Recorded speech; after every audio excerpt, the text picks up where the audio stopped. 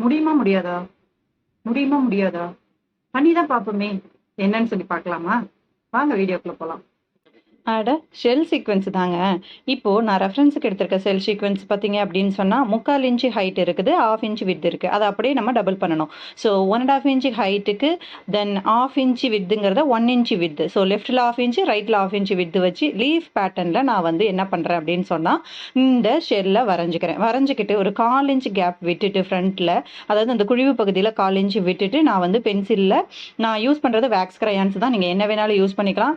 Colour பண்ணி, cut பண்ணி எடுத்துட்டு பஞ்ச் பண்ணிக்கிறேன். ஸோ பஞ்ச் பண்ணதுக்கப்புறம் நம்ம ஹீட் பண்ணி எடுக்க போகிறோம். ஸோ நான் ஹீட் பண்ணுறதுக்கு டாட்டிங் டூல் எடுத்திருக்கேன். டாட்டிங் டூல் வந்து நம்பர் 4 உள்ள டாட்டிங் டூல் எடுத்திருக்கேன். இப்போ நான் ஹீட் பண்ணிவிட்டு அந்த டாட்டிங் டூல் வச்சு நல்லா ப்ரெஸ் பண்ணி அமுக்கும் போது ஒரு 3D லுக்கில் நம்ம பாயிண்ட் பண்ணி இருக்கிறதுக்கு ஆப்போசிட்டில் மட்டும் நமக்கு அந்த 3D லுக் வரணும். ஓகேங்களா?